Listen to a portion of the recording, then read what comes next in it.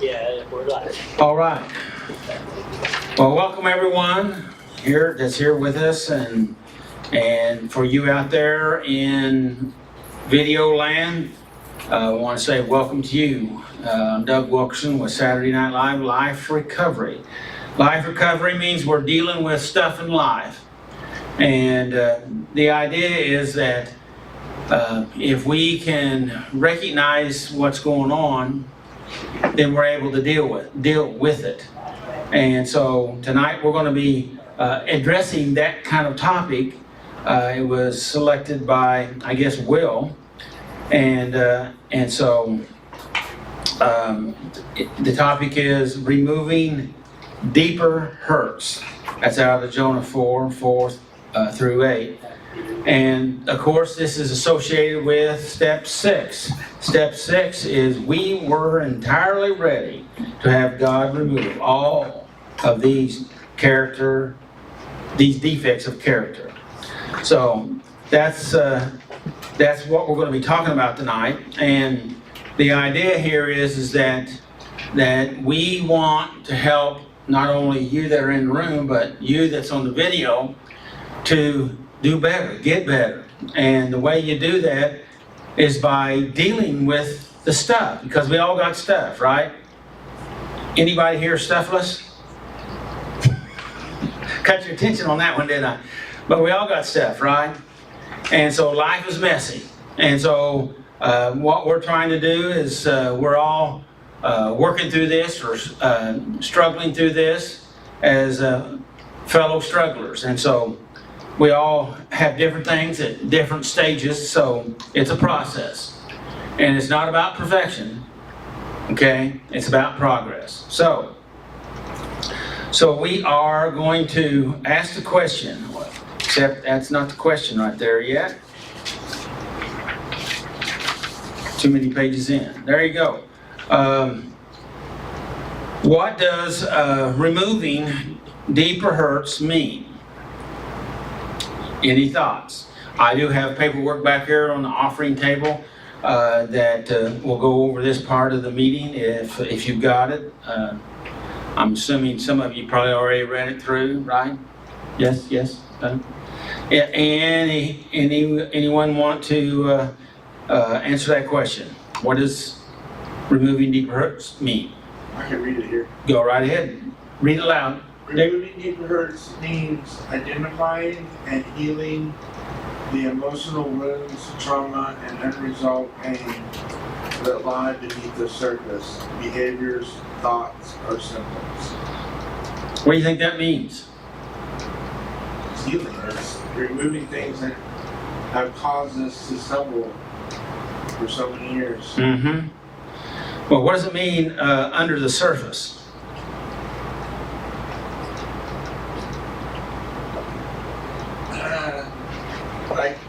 It gets deeper than just what you can see.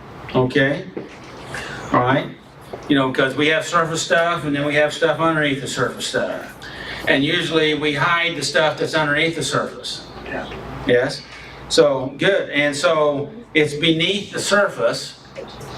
And it says behaviors, thoughts, and symptoms, right? Yeah. So we have behaviors. Anybody here ever acted out, did anything? Never. Yes. Never. Yes. And how about thoughts? You say, well, what am I thinking? Why do I act this way? Right? Anybody ever had that? Yes. Never. Yeah.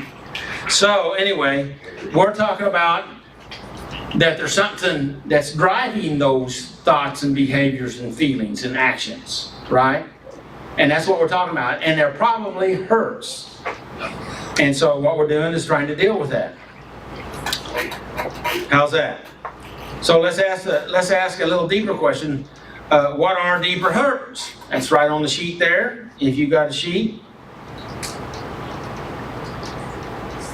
They're not just everyday disappointments. Okay, right? They're not just disappointments. They are past traumas, childhood wounds, shame, guilt, loss, grief, Anybody here have any of those so far? You don't have to answer that. Lies about about yourself, others, or even God. What do you think about that? Due to past experiences. Anybody ever got hurt by, you hurt yourself, or you hurt others hurt you, or even you say that God hurt you? Anybody ever did that? Yeah, you don't have to answer that. So, these wounds often live beneath the surface and shape us. What do you think about that? Isn't that an interesting statement? Yeah. Yeah? I got one that's with me on it. Yeah. But so, what are we talking about? Shaping. Shaping. Tommy, what do you think that means? What? What do you think that we're talking about here? That these wounds often live beneath the surface and they shape us. They mold us and Oh, make because us. they turn us into who we think we are. They turn us into Like who we think we are. who we think we are. Yeah. Say that in a different way. They turn us into who we allow ourselves to become. Okay. All right. So they shape us, so we say that this emotional stuff underneath the surface pushes us around and makes us do stuff. Is that what you're saying? Until we realize that God has plans for us that aren't what allowed ourselves to become. Good, good, good. And so don't answer this until you think about it. So then these wounds and hurts that are down underneath the surface, they're the one that's driving us. So they control our life. Do you agree or disagree with that statement? Yes. As long as we allow them to. Okay, all right. And so is that healthy or unhealthy? Unhealthy for the most part. So what do we do about that, John? We realize that God has good things for us, Yeah. and we turn our problems over to God Yes. and let Him deal with them. Yes. And through us letting Him deal with them, we can deal with them better ourselves. Okay. So in other words, say that is surrender, right? Yeah. Surrender our way to His way. Yeah. How easy is that? Not. No. Jesus even had a hard time with that, didn't he? Yeah. Scripture says that Jesus learned, though he was son, he learned obedience by the things he suffered. Paul doesn't have a problem with that. Paul did. Yes, he did. Yeah. Before he became Paul and after he became Paul. But he got better, little by little. I don't know that we ever get totally healed up, but we get better, right? Yeah. Is that too much? Okay, so what are some of these wounds that live beneath the surface that are shaping us? Well, my paperwork here says that how we see ourselves. How do you see yourself? In a mirror. That's good, Tina. Mirror. Yes, well. I look myself in a mirror. Yeah. Well, we're talking about how your conception of yourself. How do you perceive yourself? How do you think about yourself? And or could we say, what things do you say to yourself about yourself? How about that statement? So and if you listen to what you say about you, to you, about you, that would give you a good indication of some of the things that may be lying or living underneath the surface, right? Well, they have, instead of asking for a suggestion, they have a suggestion down here, if I remember, if I can find where I'm at on the paper. Okay, where am I at? I think it says somewhere in the Bible. There it is. Go ahead. Yes, John? I think it says somewhere in the Bible, we see through a glass that we see the glass as cloudy. We don't see the full picture currently. It's kind of like looking through a fog glass, right? Glass, yeah. But when we clean up the glass, we can see clearer. When we get the fog off, or the dirt off, or whatever other biological material that might be on your glass. We see ourselves as sinners, but God sees us as His children. His way He sees us has never changed since He created us. Yeah. Before He even sent us here on this earth. Before time began, He created us. That's right. That was perfect.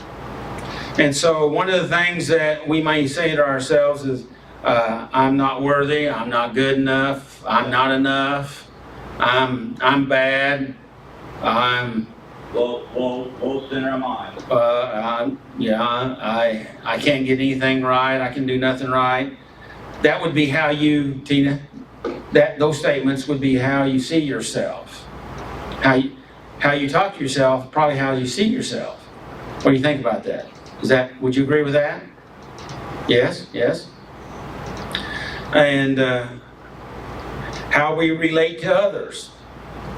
If we fear intimacy or trust, I have people all the time telling me that, well, I don't trust people. Well, I understand. But the rest of the story, you probably don't trust yourself either. What do you think about that statement? So there must be something going on inside of us, right? Ooh, maybe that's some of those deeper hurts that we were talking about. What do you think? Gosh, I didn't know I had deeper hurts in me. Well, yeah, they probably were those things I suppressed and repressed way down inside. Got any of those? Maybe. All right, let's go on.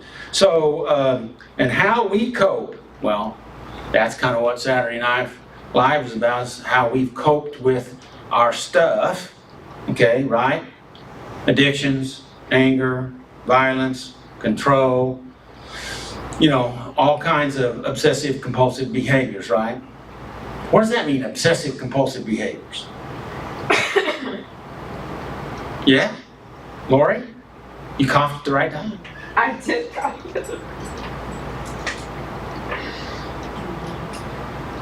Things you do repetitively.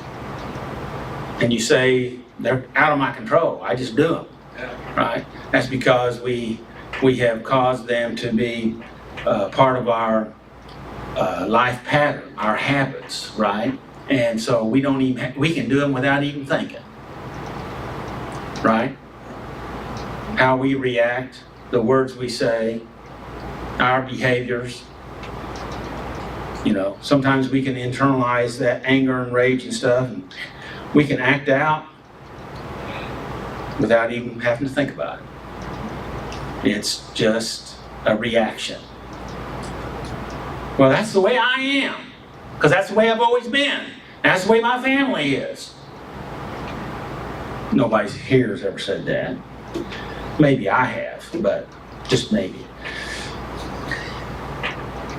Kinda yes. But the thing of it is, those are not rules we have to live by, right? So, I'm gonna touch this and one more thing, because I got a bunch on here, but I'm not gonna go over it. You can get the sheet and read it. So, what does removing mean? Now, see, I'm going through each part of our topic here tonight, talking about it, and it's not ignoring or covering up, right? We're not covering up, but what are we here to do? I've got 5 things listed there, and I'll read them. And it is recognizing. What are we recognizing? Well, we're recognizing our pain, and we're being honest. Who are we honest with? Well, that's a good question. Ourselves. Yeah, ourselves. That's one. God. I couldn't hear you. God, that's 2. That's good. Another human being. And another human being. Sounds like step 5 there, doesn't it? And that helps us to get in the process, right? Well, why do I have to do those things? Well, it's different parts of us that's coming online, and you're choosing to do that, and that helps you to get healthier and healthier, and you're becoming more and more responsible and control of yourself. Would you agree with that statement? Okay, this is number 2, naming the hurt and its root cause. Wow. I always say you got to name it to tame it, right? You got to name it to tame it. Okay, because if you don't know what you're talking about, you know, it's just I don't know why I act this way. As long as you stay with that, you're always going to be pushed around by whatever that is. Would you agree with that? Yes. Okay, so we have to name it. Okay, and so we name the root cause. Now that can be difficult, but if you really don't know.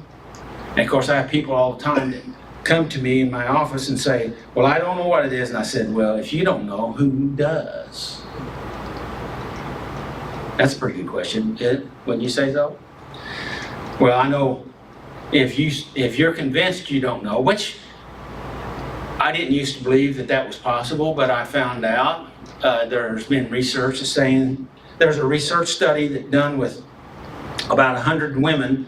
And this was back in the 70s, a university did a research that they had people that had been molested, young ladies had been molested or raped, and they entered into their medical records exactly what had happened.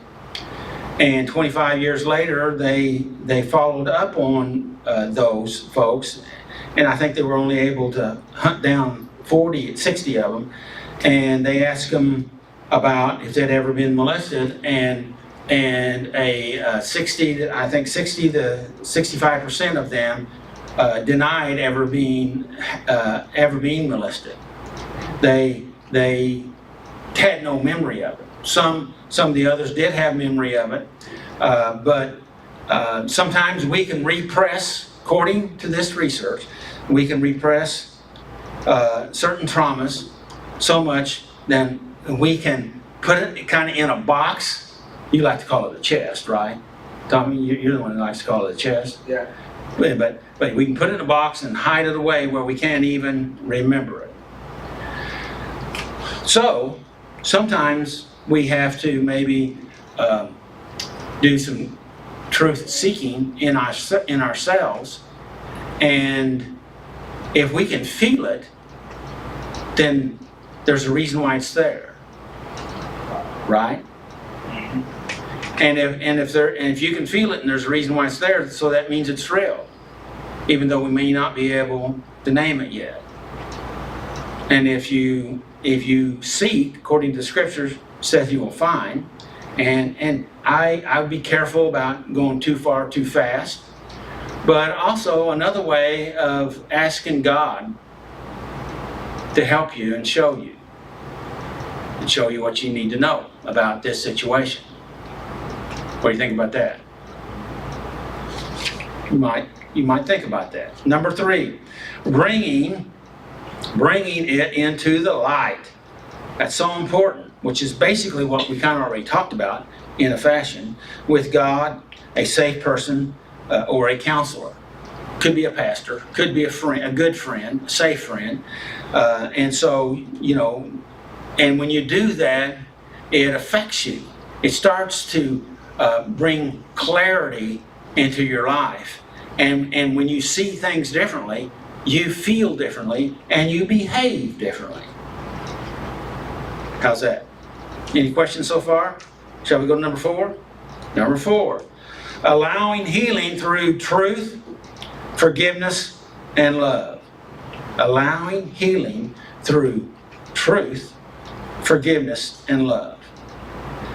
We want to allow healing, and sometimes when we get into the amends process, some people have tried to make amends to help themselves, but in doing so, they hurt other people. That's a no-no. That's a no-no. We don't, that's not the healthiest approach. So what we want to do is to allow ourselves to heal with truth. Okay? With truth. What is truth? Well, truth is what's real. What's real. Now, let's talk about this for a second. This is a little bit off the path here, but sometimes we believe something and we think it's true because we believed it for a long time. And we've convinced ourselves it's true. But if we really look inside and say, wait a minute, is that rational? Is that really the truth? Or have I thought that for so long that I just have acted like it was true? Has anybody ever gone through that process yet? It's kind of a mind stimmer, okay? But then you realize you bought into a lie and you told yourself it's truth. Has anybody here ever deceived themselves? That's what I'm talking about. You're all a bunch of liars. Because nobody raised their hand. How about you out there in TV land? Okay? So, we've all deceived ourselves somewhere, sometime about something, right? Yeah. And so we need to allow ourselves to heal through the truth. And dealing with the truth means we have to be willing to forgive ourselves and forgive others. Yeah. And of course, in doing that, you really have to be operating in love. Not in anger, okay? Or in fear, okay? Number 5, replacing the lie. Okay, replacing the lie, the pain produced with God's truth. Now, I guess I already talked about that to a degree already. So we seek the truth, and because the scripture says know the truth and truth will set you free. So what happens to your life if you're basing your life or building your life on a lie? Right? So we need to know the truth. You say, well, that's hard to know the truth. Well, I believe, according to the scriptures and through my past 50 years experience, that you have enough truth inside of you already to identify the truth if you're seriously interested in asking. Does that make sense? Yes? Comments? Disagreements? Hey, Asking who? do what? Asking who? Asking what? You said, you have enough in us to what something about the truth if we really want to ask or something? Right. Ask who? Okay, that's a good question. Who would you ask if you really wanted to know the truth? I'm not at liberty to say. Excuse me? I'm not at liberty to say. Okay. All right, that's fine. Well, what we do is, I say it this way, okay, and then I expound on it. Are you ready for this? I say, if you propose a question to the universe will speak to you. Now, who's the universe? Well, to me, the universe is God. Okay? And so, but even if you don't even believe in God, and you ask a question, you're having faith that there's something there. Okay? And that faith is in that there's something there, which is God, whether you realize it or not. Kind of like what Paul was talking to the, I can't even think the city where they had all these gods, and they had one God to the unknown God, and he says, you're faithfully praying to that God, and that unknown God is not unknown to me. It's God, Almighty God. And so, and whether you realize it or not, or they realize it or not, that right there is faith, even if you don't even know it. And according to the scriptures, that pleases God. Yeah, I know it's maybe a little weird, but that doesn't mean it's not true. Okay. Questions? Good question there. Thank you. Appreciate it. Did I answer that question? Okay. It's Doug. It's Doug.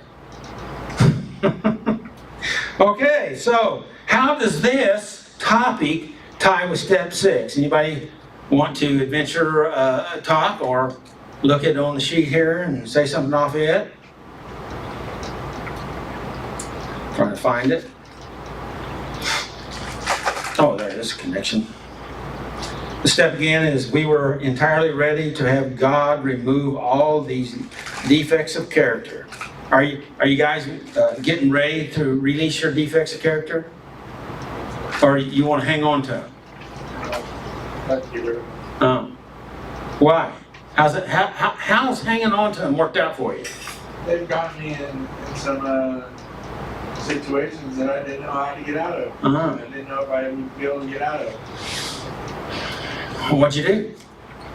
How'd you get out of it? I changed. Changed. Did you ask God for some help? Yeah. Okay. That's what I was looking for. Okay. Okay, so this step is not just about behavioral change.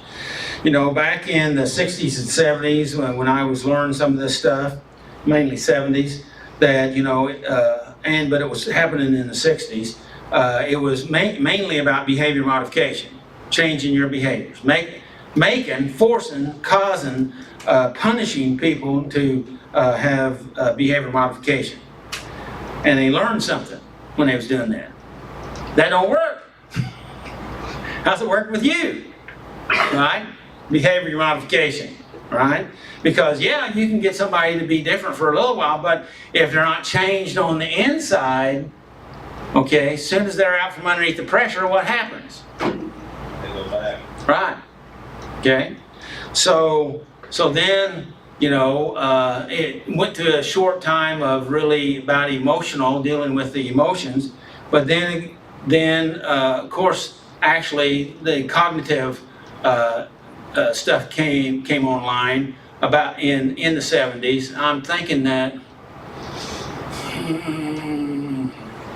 Ellis, I think he started in the late 50s, but he really got it active in the 70s, and he taught a cognitive method that all the ones that are used nowadays that spun out of his system, and that's REBT.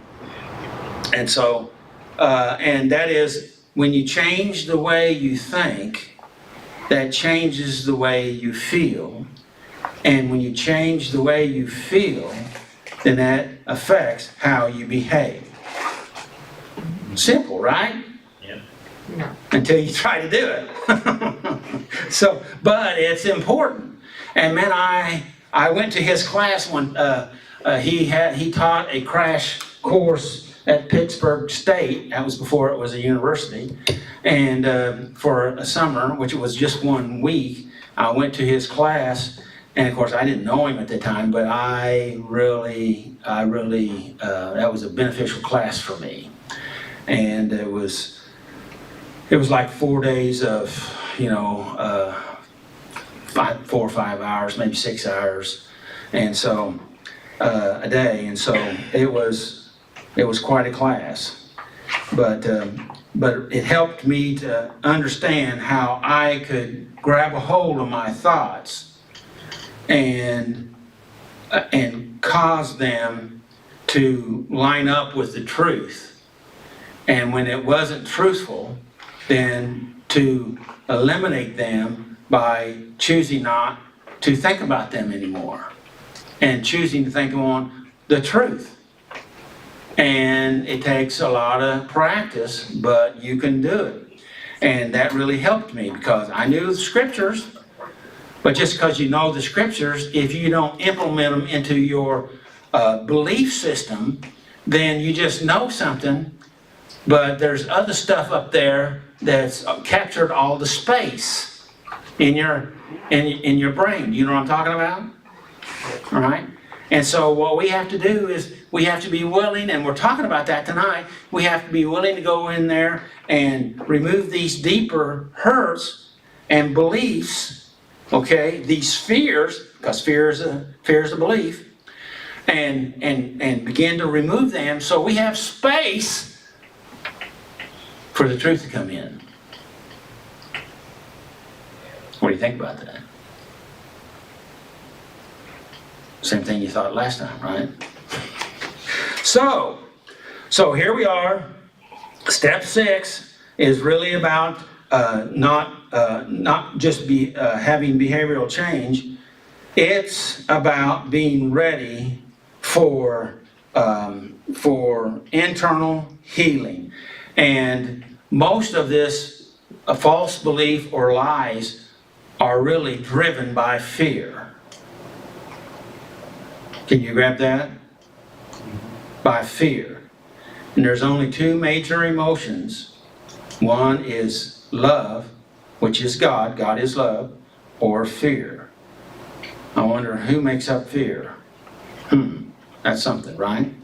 So if we live in fear, then we're not able to really to function in love the way love wants us to.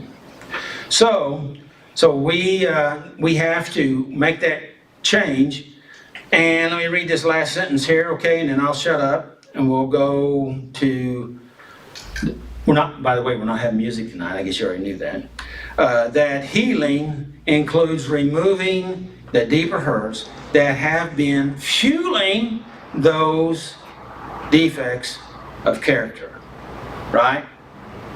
What are some of those defects? Rejection, abuse, abandonment, shame, betrayal. Wow, and then of course fear. All right. Comments? Thoughts? Who's reading the 12 steps tonight? Tommy? Tommy, will you make an offering on the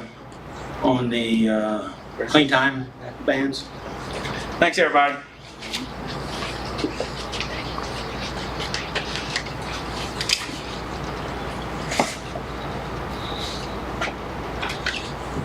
Here at Saturday Night Live, we like to acknowledge clean time. The colorful bracelets, this clean time isn't just from drugs and alcohol, but from whatever keeps you in bondage. Drugs, alcohol, anger, gambling, food addiction, lying, cheating, stealing, pornography, sex addiction, cutting, you fill in the blanks. We have white bracelets just for today or less than 30 days. Orange for 30 days. Green for 60. 30 days. 50 days, right? 50. 50? Yeah. Congratulations. Congratulations.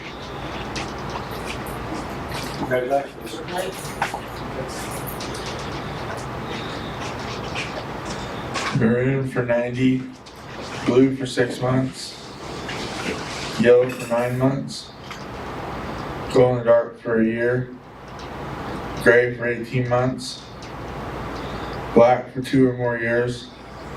Silver for 5 or more years. Gold for 10 or more years. Once again, who needs a white bracelet just for today or less than 30 days? Keep coming back. Thank you.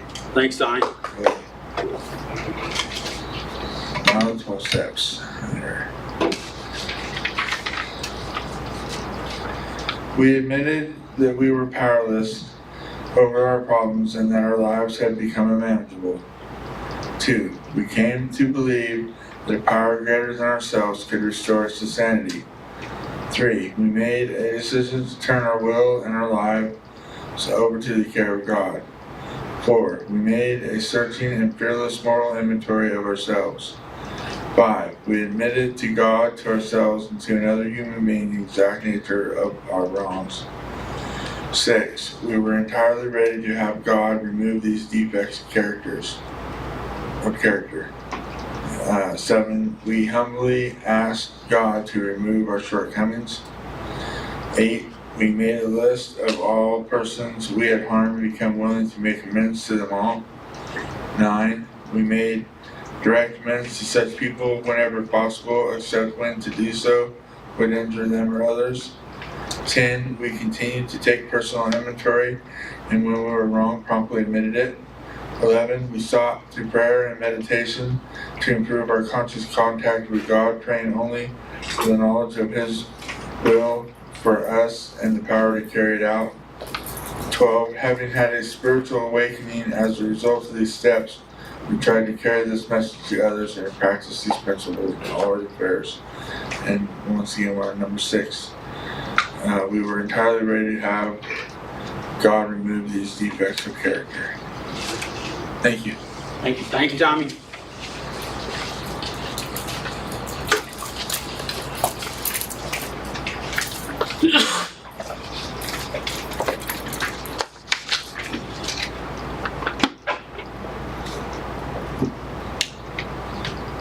Good evening, group. Oh, how about that? Good evening, everyone. How we doing? All right. Removing deeper hurt. Bible readings out of Jonah 4:4-8.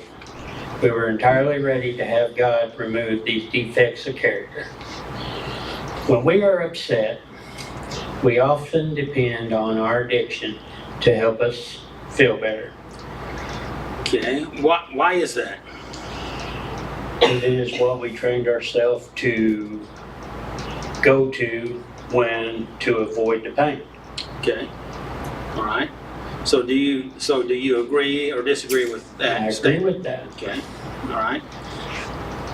Any comments from anybody else?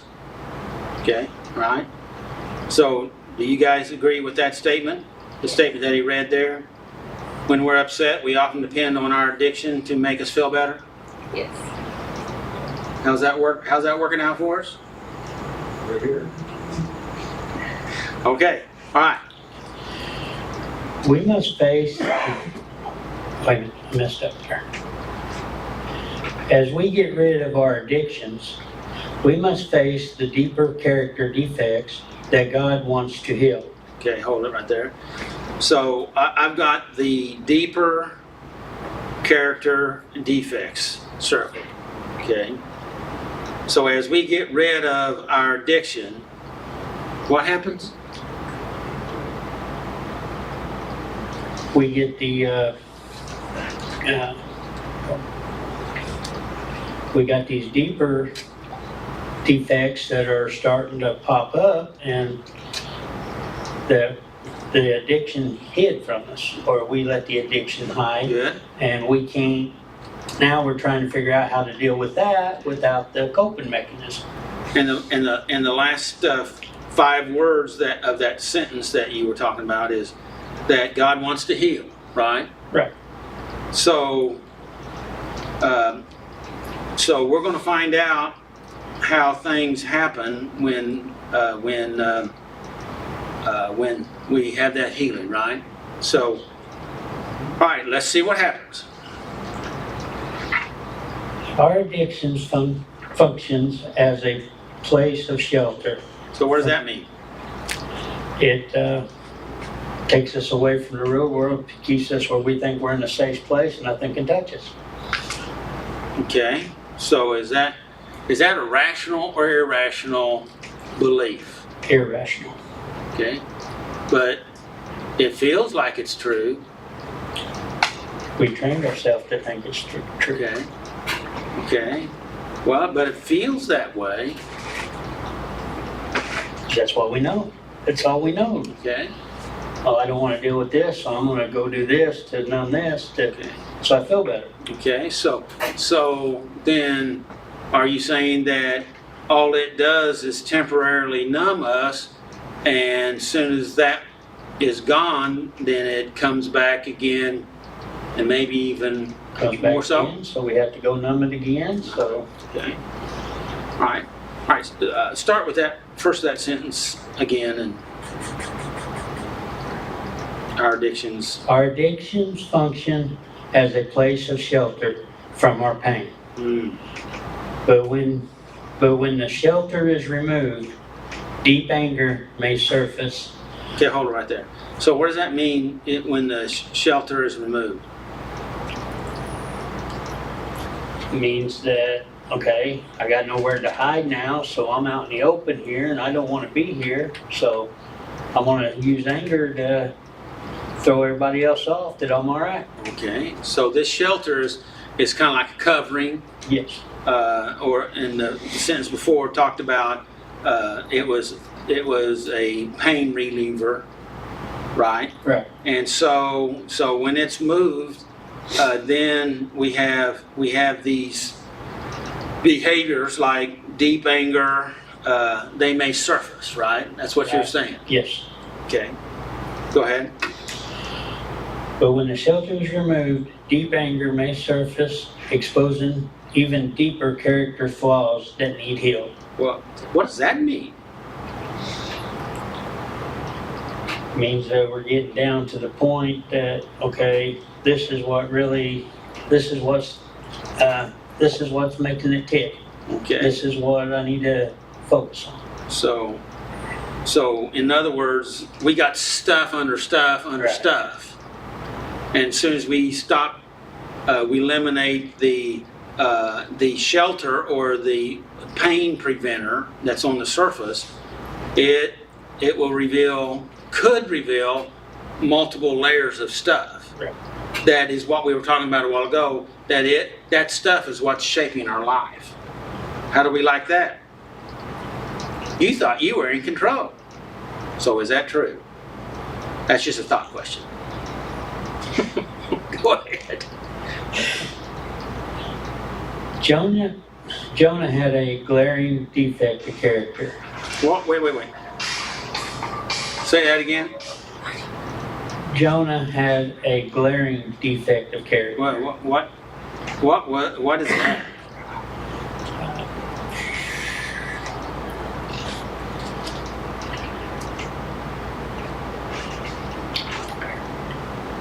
That means he couldn't see it? Or, He had a really bad one. yeah. Okay, really bad defective character. Okay. All right, go ahead. He couldn't forgive and have compassion for the people of Nineveh who he had hated. Okay.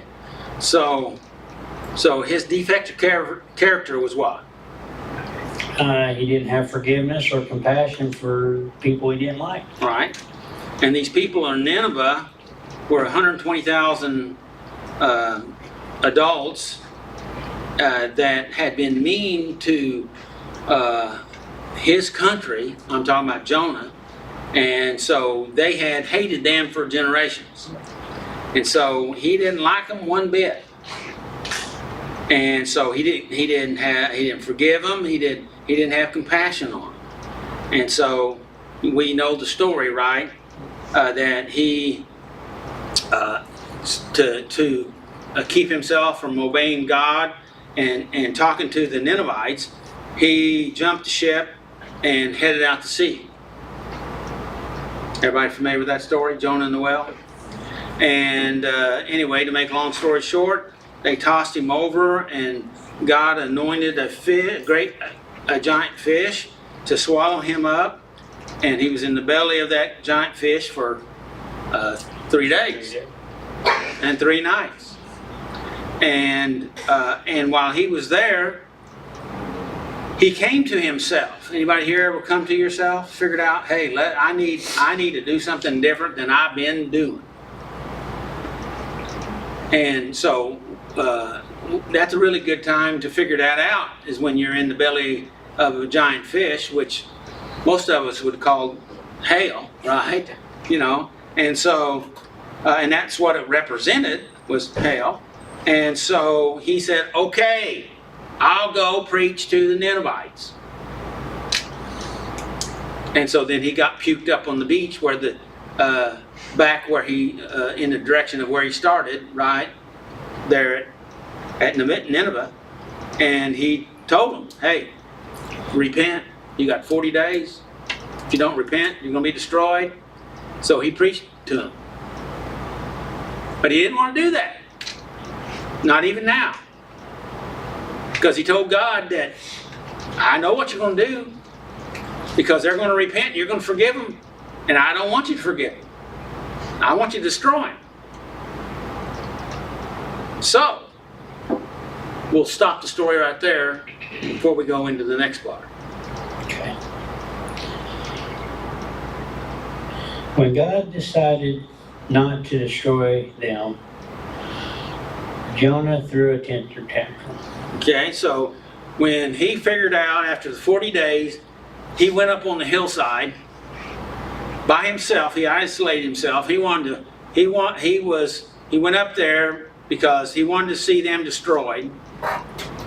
But he was really upset and angry because he really thought God was going to forgive them because they were repenting. Okay, and so, but he was hoping for destruction. Okay, and this was the prophet of God who just preached to him and got over 120,000 people saved. But he was wanting them to die. And that's a lot of unforgiveness, right? Yes. And anger. I call that a character defect, right?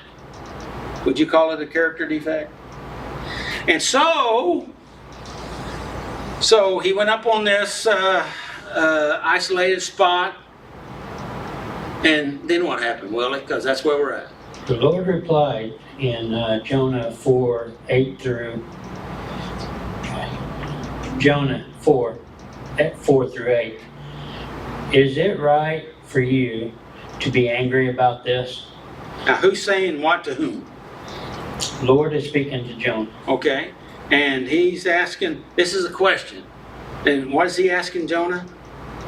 Is this right? Is this right for you to be angry about this? That's a pretty good question, isn't it? Yes. So what is he angry about? Angry about God not destroying them. Yeah. He wanted them destroyed, right? So he's pitching a fit. I wonder, listen to me now, I wonder if we ever throw a fit about we not getting our way. Did you notice how quiet it was? Uh-huh. Yeah, okay. Just, and so that's what he was doing, okay? All right, and he felt justified by it, right? He felt justified. I mean, he was the prophet, okay? So, what do you think all that verse, in your opinion, what do you think that all means? I think that God was trying to tell Jonah that, hey, why are you angry? I mean, where's your point? That is such a good point, Willie. That God wasn't mad back at him, okay? He was mad at God, but God wasn't mad back at him. Yeah. Right? He was trying to help him. He was trying to talk to him. Has anybody ever tried to talk to you when you're mad? You don't want to hear it. You won't listen. I wonder if that's because that's a character defect. Pretty much so. I think that's one that you're born with. No. You inherit it, but I don't know if you're born with it. And so, and then you nurse it along and perfect it. And you say things to judges. Yeah. So we won't bring that up. Yeah. I was justified in that. Yeah, you've been saying that. One of these days you're going to get right. So, here we are. He's pitching a fit. God's trying to reason with him and talk him down and get him back, because, hey man, he threw a fit and tried to run away from God. Now, how logical is that? And then God anointed a fish to swallow him. Now, that's pretty big time.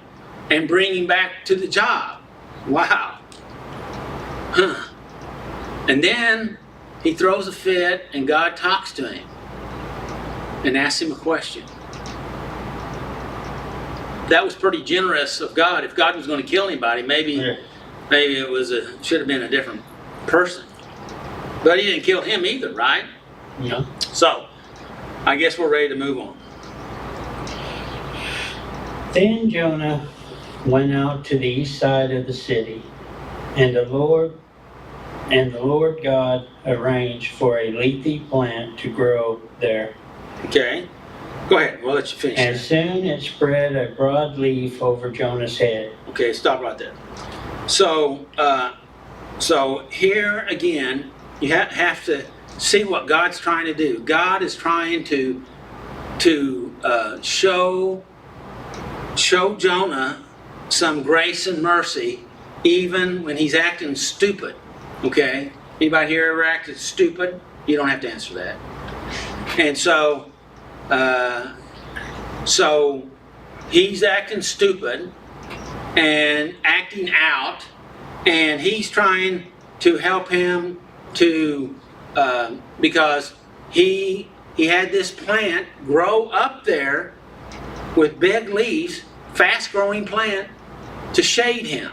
Okay, and the next statement is that those leaves shaded him from the sun, and that was God's gift, and he really appreciated that shade right then. Until it was gone. Yeah. Well, we're not to that part of the story yet, John, but thanks for the spoiler alert. And so here we are. God's trying to give him mercy to show him that he loved him even though he's still pitching a fit. Can you believe that? Right? Do you see what's going on here? And God was showing him that he was still interested. He was trying to bring him around again by having this shade for him. Thoughts? Any thoughts? Okay, let's go. The next morning, the plant withered away, and as the sun grew hot, God arranged for a scorching east wind to blow on Jonah.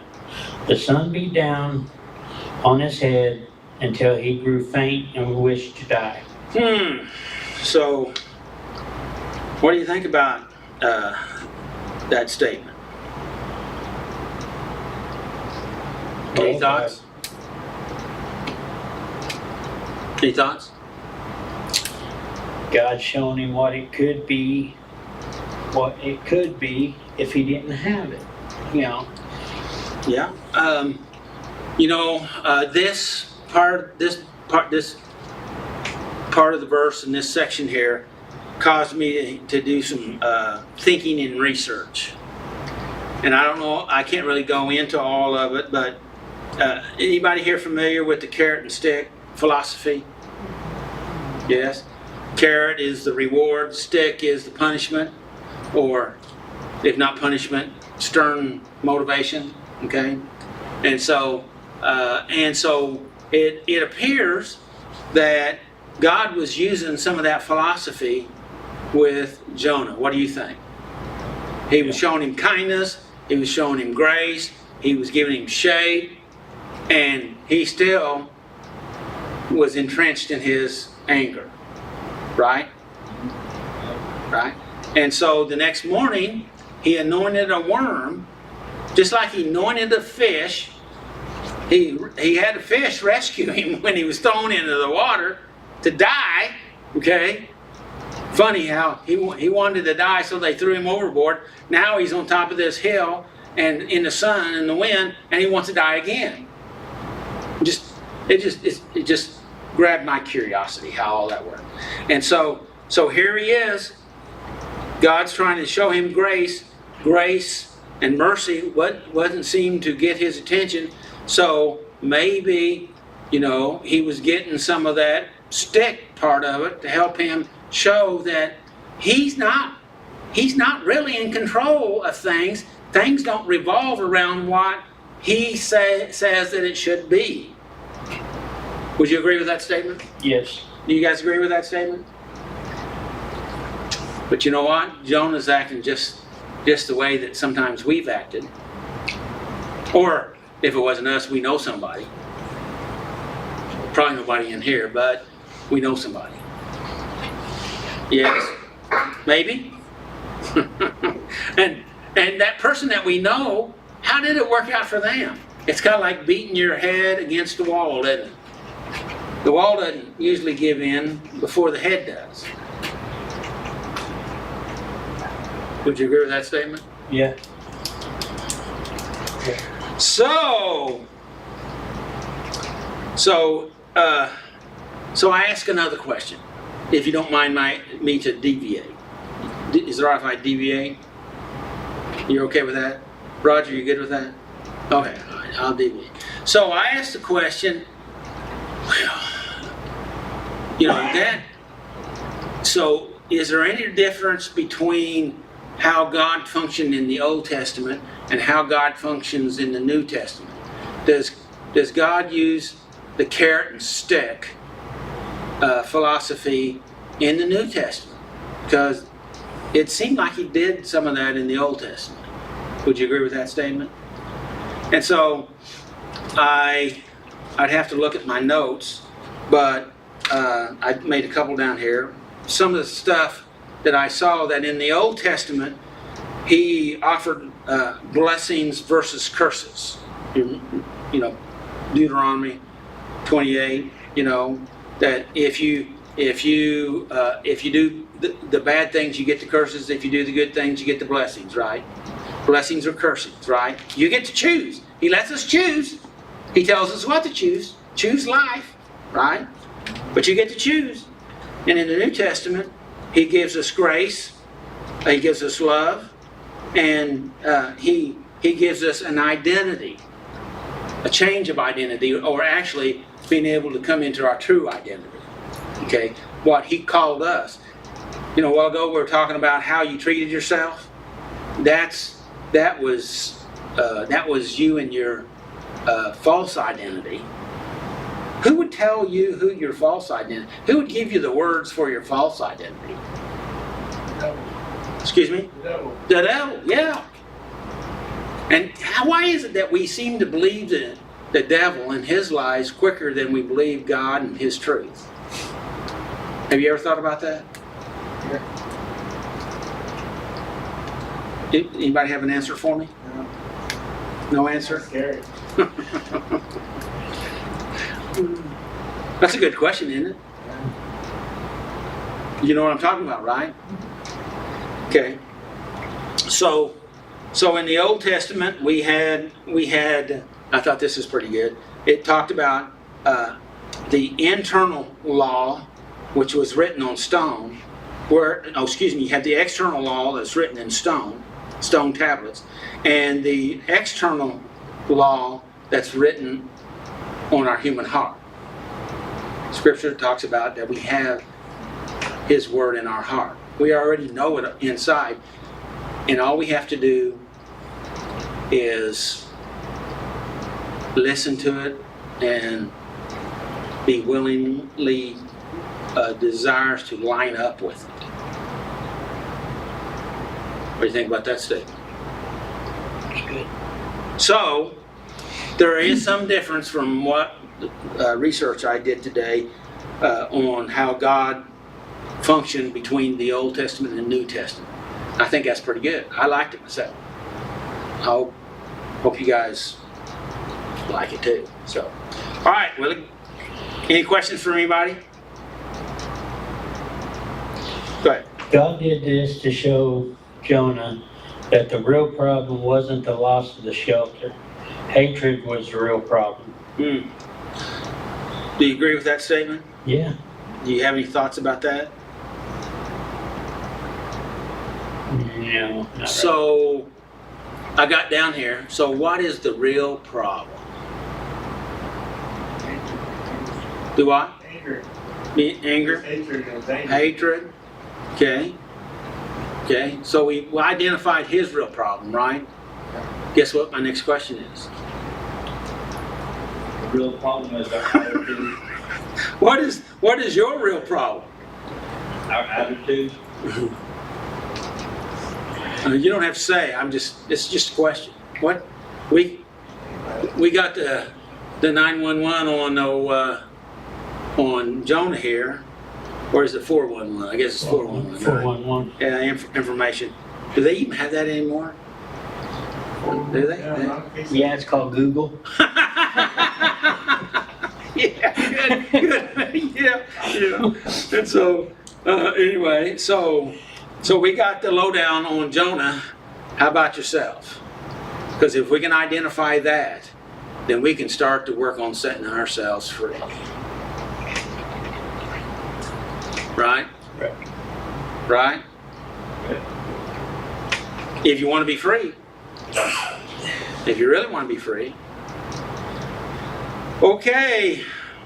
You know, last week, Vanessa made this statement about the scripture that we was going over, but actually we didn't read that portion of the scripture, and it was out of Isaiah 55, 8 and 9, where it talks about God's thoughts are higher than our thoughts, His ways are higher than our ways, and sometimes we forget about that, and that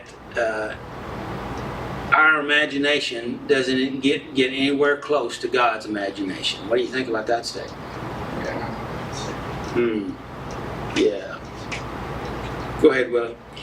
The removal of our sheltering addictions may expose deeper problems. What do you think about that? Well, yeah, because we're getting rid of the easier parts. Now we're stuck with this other stuff that we've been hiding from it. Now it's out in the open, so we got to get rid of it. We got to? We'd be better off if we did. All right, I agree with that statement. I mean, We don't got to, right? We can swallow poison the rest of our life, but how's that going to work out for us? Now, if you want to get better, you got to get rid of it. Okay. If you don't want to get better, then no, there's your door. Okay. You're into the spiraling septic soup, right? Yes. Now, like Israelis, when they were heading to the promised land, they were stuck 40 years in their craft until the old ones died and the new ones were all of age and they could go and take the land. Yeah. Or another way of saying it that we say nowadays is our stinking thinking. Yeah.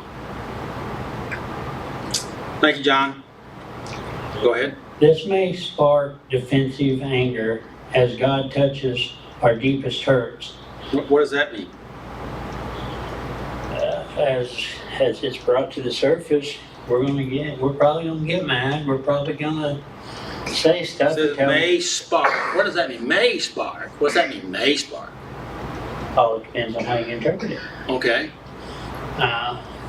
It may. Some people may be able to deal with it a little easier than others, and then some people may struggle. It says that may spark defensive anger. Give me a second here.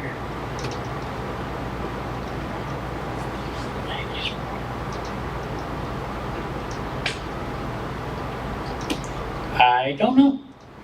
I'm gonna pass that on back to you. Anybody have any thoughts on what this means? This may spark defensive anger. Well, I just thought you were gonna have to go through some consequences, maybe. Could be, but see, isn't that referring to our defensive anger? Yeah. Okay, and removing of this shelter, we're exposed. Have you ever seen anybody that was detoxing Yes. and their mood seems to be in a particular place? Did I say that about right? Yeah.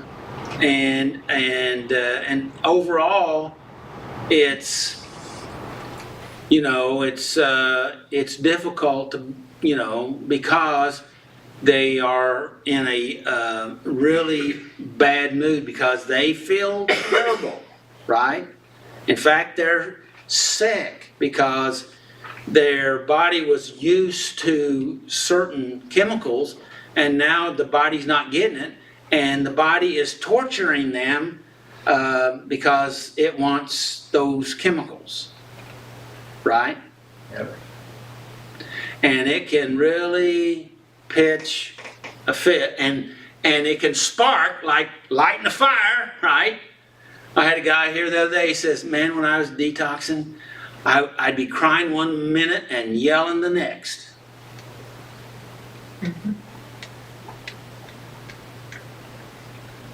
And he said, I didn't think anybody noticed. Isn't that the way it is? We don't think anybody sees it. before, during, and after. Okay. Too much truth?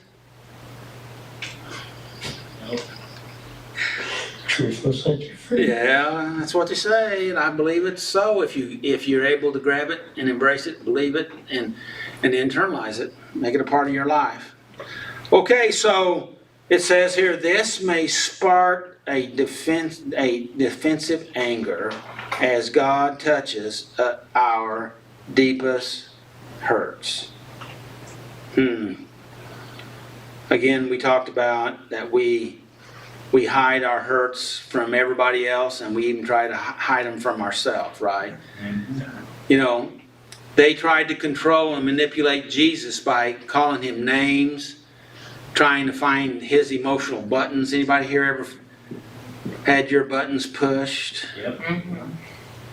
And when they push them, and then if you react and you get angry, that sparked anger, like we're talking about here, then basically they are in control of you because they can manipulate you with pushing your buttons. Yep.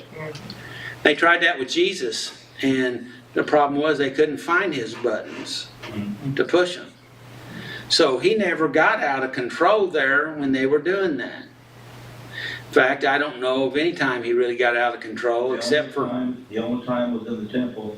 Well, that's what people say, that he got out of control. Well, I'm just saying, But I don't think he was out of control, because I think he knew exactly what he was doing and how he was doing it. Because he went in prepared, because the night before he went up over the city and prayed and wept over that city and loved that city and loved those people, and he wanted to help them. And besides that, no rage or anger was enough to drive those old boys out of their spots that they fought for. Okay? And so he was able to do something in a supernatural way to bring it to pass. So I don't think it was, as some people say, righteous indignation. It may appear that his behaviors was out of anger, but I think it was actually out of love. But when we get sparked, we can get out of control, and when we get out of control, then we are under the control of something other than ourselves. Does that make sense what I just said? We turn our control. You say, well, I'm not going to let anything control me. Well, your anger does all the time. Right?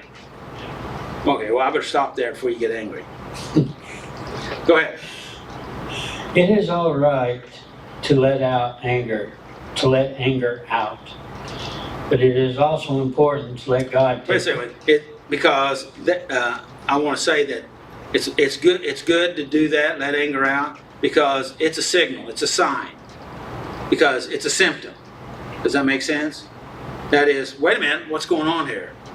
I got something pushing me around here. How about that? It helps us to see. Okay? All right. Anger is a good. It is not all anger is bad. Okay? anger is a good motivator. It can be helpful. It can be very helpful if you know how to use it properly. But the fact of it is, most of the time we don't. Right? Go ahead. But it is also important to let God take care of the real problem. The real problem. Wonder what the real problem is.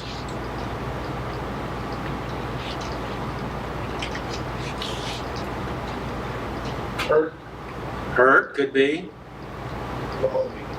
I couldn't hear you. Equality. Equality could be. The thoughts were in control. The thoughts that we're in control could be. Fear. That could very well be. Because all those things he was listed could fall on the category of fear, right? How about this? Believing a lie about yourself and not recognizing the truth about yourself. How about that? Yeah. Who you really are. Because if we believe a lie about ourselves, then we believe that, so then how does that make us feel? Some of those things you just said, and then those feelings then causes certain behaviors. What do you think? Too much?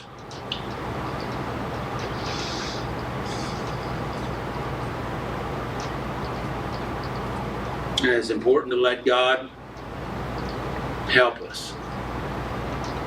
He wants to. He showed us with Jonah. He continually was trying to help him when he was in complete error, right? From running the opposite direction to pitching a fit, right? To getting mad about a plant that died on him, you know, and in the hot weather, he just, you know.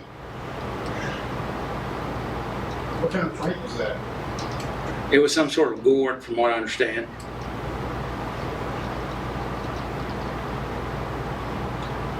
But it was a live one and then it became a dead one, so I'm just playing with you. Go ahead. I'm done. You're done? Okay, I have a statement written down here before I get to your last two questions. It says, it is all right to let that anger out, which you already said right there. But make sure you let God in to bring in the healing. So when you let the anger out, that is opening up a space to where you can let God in to that space. Isn't that what you like that? Is that okay? And then it says, when you create that space, when you create that space by getting it out, but then you can then fill that, which I've already said, you can fill that space with the healing power of God, which is way more healthy than that anger. So when you recognize it, you say, you can speak the truth to God by saying, I'm angry, but I don't want to be angry. Will you help me with my anger? Will you fill me with your peace? Or will you heal me of whatever this is? You know, and begin to work with, allowing Him to work in you. You begin to work with Him so that He can help us all. How about that? So, now I want to say thank you to Willie, because who was supposed to be here doing this part wasn't able to be here because he had a job situation that happened. So Willie thankfully jumped in there. So thank you, Willie. So can you tell us what you learned from this lesson? I learned that I'm going to have to deal with my deeper hurts. Good. My defects, character, whatever you want to call them. Because if they're inside, they're going to take up space that God needs to be into. Good. Good. So what's your takeaway?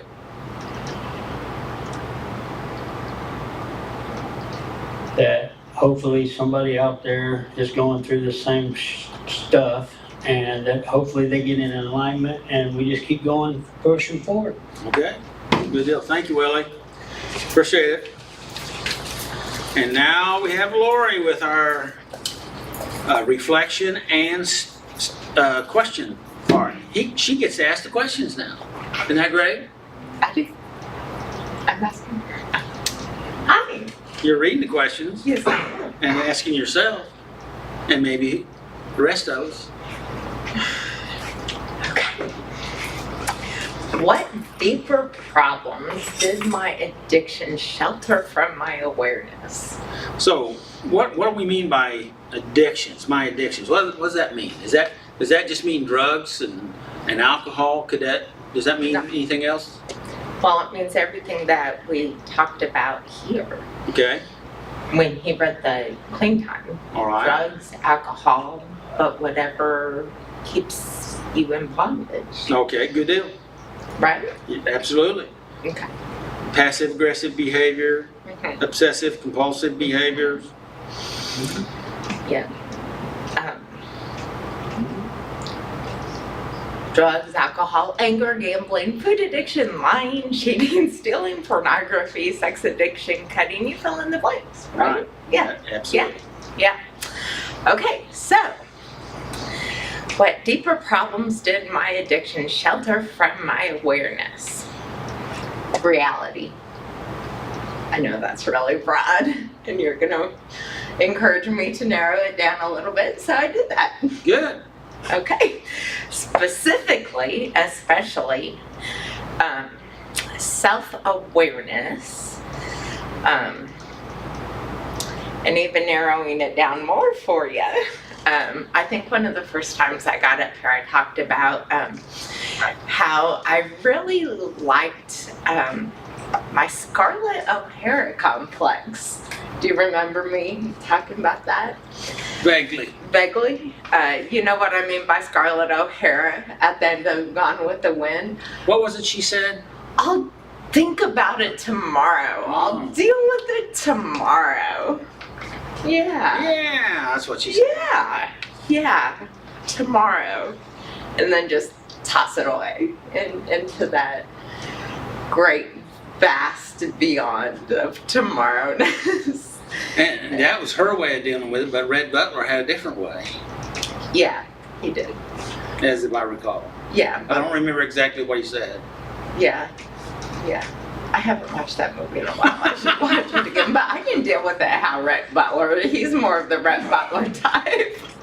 Okay, go ahead. Yeah, I'm more of the Scarlett O'Hara complex. And I just didn't realize how big and heavy and ugly the Scarlett O'Hara tomorrow bucket had gotten. And started to fester and grow and got. That's an interesting thought. Yeah. It got really big and heavy. There was some of that stinky and rotten and. repressed, suppressed stuff, huh? Yeah. Lots of it was in there. So I wasn't lying a while ago. No. Oh, okay, just checking. No. I don't think any of us thought you were lying. Oh, okay. So you can read everybody's mind? No, Oh, okay, no, just checking. no, but I don't think any of us would be here if we thought you weren't telling the full truth. Well, Nothing but the truth. I don't know that anybody can tell the full truth. No, but to the best of your ability, we assume you are speaking truth. I'm just harassing you. Go ahead. I can harass back. You can. I can very, very well. All right, so, yeah. Deeper problems, and there was a bunch of them. So, all right, good. Whatever you want to share. Okay. You know, That's- I'm not here to push you past Yeah. Well, there was a whole bunch of them in there. There still are. I'm working on sorting through that Good. little bits. Congratulations. Out of thanks. You're welcome to take some of them if you want. I got enough. You sure about that? I'm sufficient. Okay. Number 2. What Well, you gonna read the rest of them, what they said down here, or did I just put them in there? About my awareness, pride, Yes. egocentric. Go ahead. I didn't type those in my tablet. Oh, you didn't? Okay. I Fear, fear. anger. Yes, I had fear. Okay, and hatred.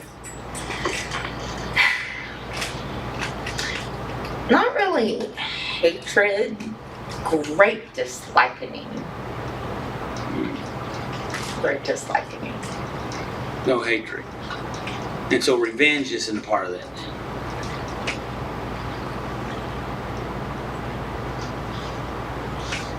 Define revenge. What do you think the definition is? Well, getting even with people. But I'm not really a vengeful type person, I don't think. So I don't really. So then we hold our anger for what purpose? It's natural and it's normal and it's easy. That's not the answer to my question. Repeat the question. What's the purpose of holding on to our anger? Because it's comfort. comfortable and Well, it it's easy. And it makes you sick, and it does. it can affect yes, you. and it and it's does. a lot of fun to be Yes, mad at and somebody. it's just doesn't Yeah, feel natural Yeah. to let So, go. anxiety Yes. and stress Yes. are all good elements to No. enhance our life. No. Oh, No. But it's just not natural No. or easy Yeah, oh, it to it is natural to hold on and with anger and have revenge. I think we did this one with you before, haven't we, Willie? Yeah. Are you enjoying Yep. this? I'm not gonna say no. I'm condemned either way I go here. So holding on to that is actually feeding ourselves poison Yes. and hoping other people will die. Well, that's it. Yeah. And I've heard so that before. I've yeah, experienced yeah, that before. and that's a human behavioral pattern. Yes. Okay, Yes. but the supernatural, spirit-led behavior is opposite of that, right? Yes. Because it brings peace Yes. and healing and health, physically, mentally, emotionally, socially, psychologically, financially, all the different realms, Yes. right? Yes. So what am I trying to say? Don't hold on to the anger. Okay, why? Because that's part of that stuff that's shaping our life, right? Yes. Those Yes. deeper hurts. Yes. But we have convinced ourselves that it's natural Good to hold natural on to. thing to hold on to them because I've we've had been holding how on long? to So them long, yeah. for They're so my, long. they're There my are besties. Lobbies. Yeah. There are lobbies. Yeah, There are best yeah, friends. yeah. We do not feel comfortable they're- or safe or secure. And they'll Unless stay with you all the way to the grave. That's right. We've got to hold Probably on put to you there them. earlier. Our best friend. We've got to hold their hand and keep Okay. them with us because they make us feel safe and comfortable. Yeah. And Well, we feel I lost don't know and about lonely safe, without them. but familiar. So. Yeah, it's just it's what we've always done. It's our pattern. So, It- yeah, it's that our, is. It's, we it's, we you know, talked about this. Yes. Haven't you been listening to yourself, Doug? I have. He's cracking up because he deals with me all the and time. this ecocentrism is the ability to think that our way is the only way that it is, and that's basically was Jonah's problem. Yeah. Because he wanted his way. Yes. It's like, I want to hold on to this Yeah, grudge. I was sitting back there kind of giggling to myself, thinking that he was acting a whole lot like a spoiled, selfish teenage female. Almost. Throwing a fit, stomping his feet, demanding that he have his way, and he have his way now, and that's all there is to it. Almost like what it was. I don't disagree with you. I've recently raised a teenage girl, so Hmm. that's kind of what it seems like. You know, when teenage girls don't get their way, they can be kind of makes you want to play whack-a-child, you know? and right? You know, that would be the natural response, yes, but, you know, that's not how God responded. No, and there's a reason why God is God and I am not. Because there's those things underneath the surface that's shaping your life. Yes. Yeah, Yes. just thought I'd make that point. I appreciate it. Let's go to number 2. Okay. What difficulties have I suffered due to lack of forgiveness or compassion for others? All right, well, first. This is the same question with different words. Yes, it is. I feel that I have compassion for others. Unless they did you wrong or hurt you or made you mad and you're angry at them and want revenge. Okay. Okay, yes, All, true, all, true. I'll give you that one, but all the others.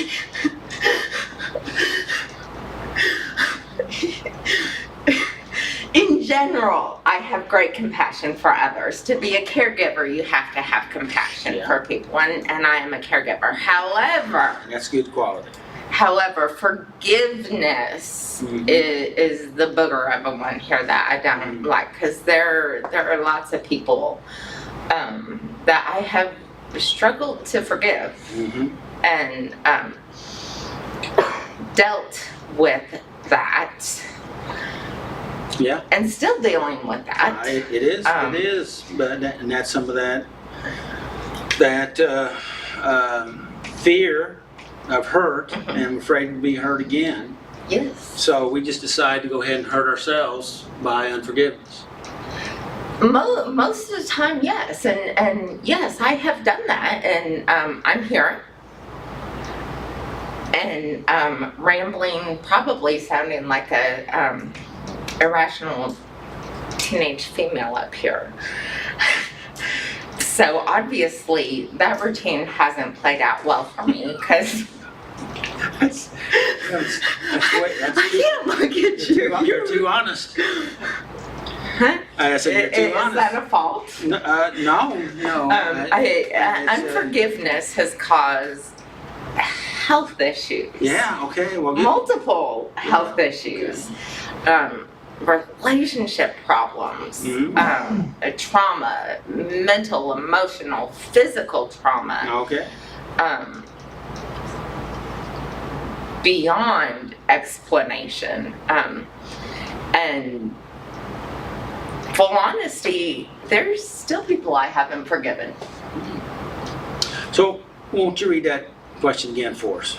What difficulties have I suffered due to lack of forgiveness or compassion for others?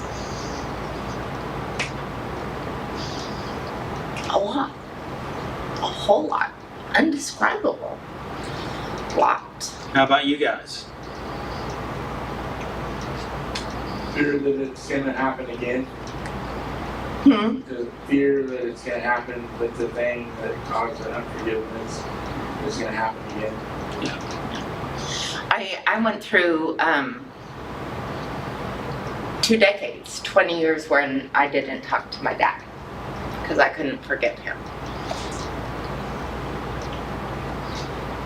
Mm-hmm. That's 20 years you don't get back. Yeah. That's, So, what do you think that question is wanting us to reflect on and get out of it? Because this is a reflection. yes, it's wanting you to really look at what unforgiveness has done to you and what unforgiveness has caused, what the pain of unforgiveness has caused in your life and the damage unforgiveness has done to you in your life, the pain unforgiveness has caused you. Yes? Yeah. And sometimes people think if you forgive somebody, then you're saying that there wasn't a trespass, there wasn't a wrong. No. That's not what No. forgiveness is about, right? No. It's that I'm not going to carry around this anymore. Right. So I'm going to let it go. Yes. And if you might say it this way, I let it go and let God deal with that. Yes. And I'm still struggling with that on some issues. Well, that's the reason why we're asking questions, right? Yes, and I'm going to move on to number 3 because Sounds number good. 2 changed my view on number 3. Am I ready to have these defects removed by God? Now, every other time that I've been up here, I have firmly and immediately said yes, right? Pretty much. Well, yes. But after that question and realizing that I still have unforgiveness towards people, that I cannot say yes. That sounds a lot like Jonah, doesn't it?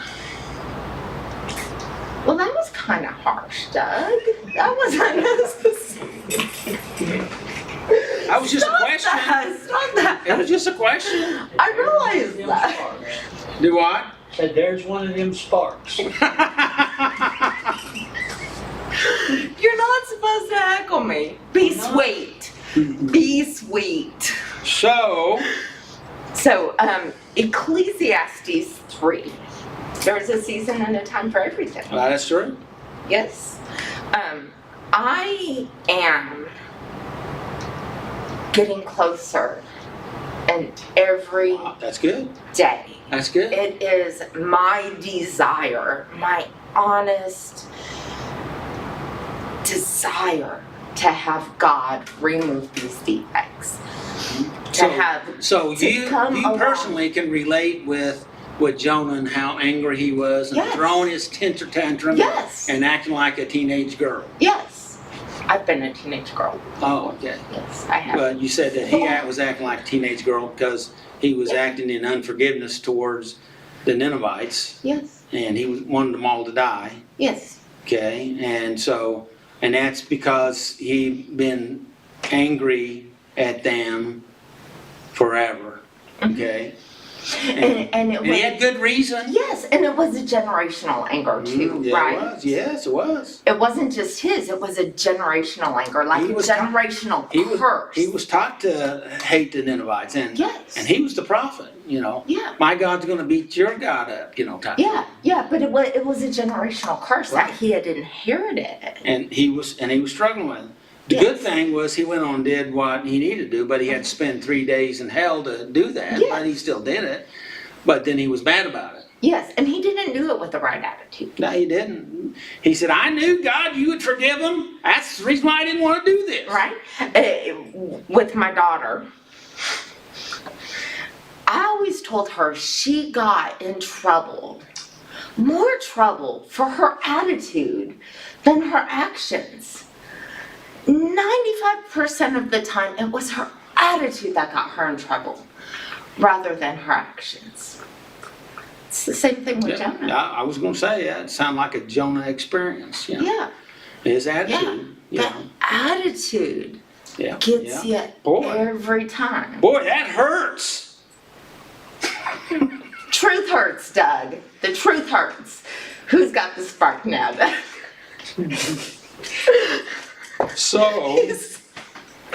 So He warned you. Well, he warned you about me, didn't he? he did? Okay. No, he did not that I know of. Okay.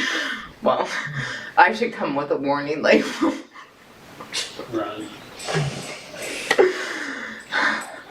So, back to question number 3. Yes. Okay.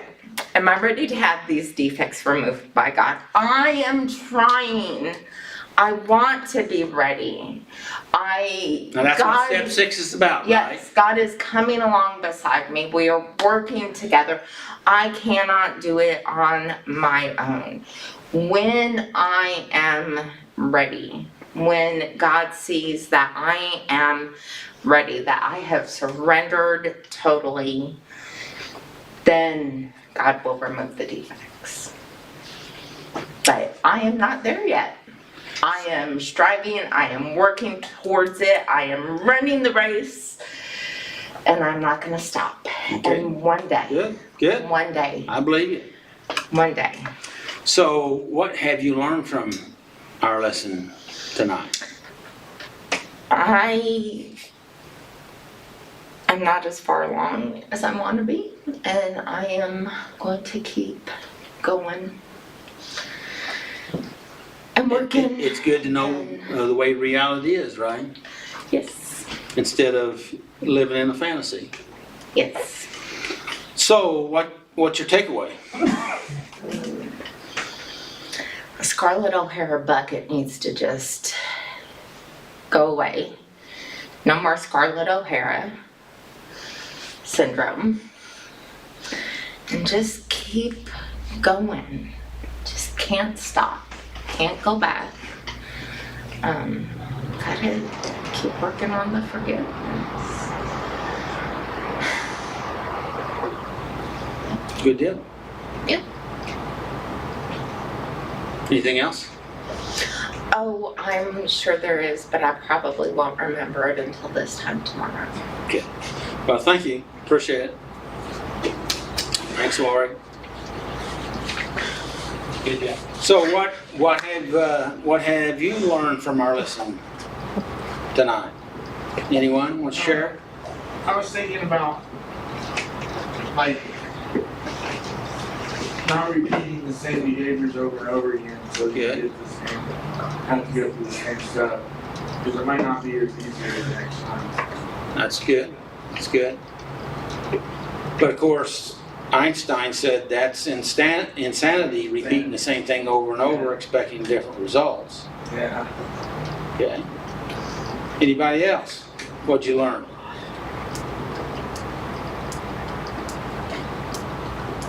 Okay. All right. Well, next week I won't be here, and what's the topic for next week? Attitudes and actions. actually. Oh, looky there! Attitudes and actions. Where did I just hear that? I believe that is one. I'm gonna verify. Yes, attitudes and actions. Okay. And Robert's gonna be doing it. Robert's doing that, and who'll be doing the reflection? Vanessa. Vanessa, that's correct. All right. Okay. Well, thanks everybody. I appreciate you being here. And may the Lord bless you and keep you, and may His face shine upon you and give you His peace. So.